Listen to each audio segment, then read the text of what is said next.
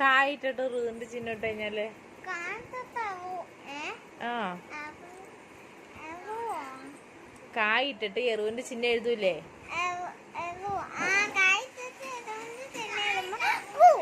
കൂവാണോ എറുവിന്റെ ചിഹ്നം എഴുതുമ്പോ? ആ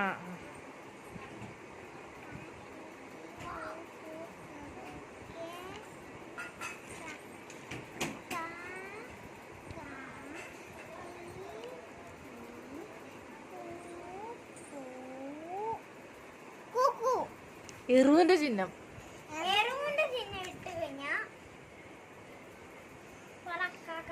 പറഞ്ഞു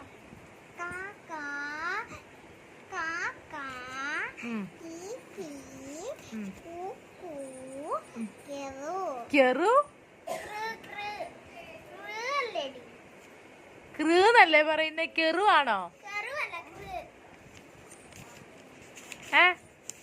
ഇതെന്താ അക്ഷരം?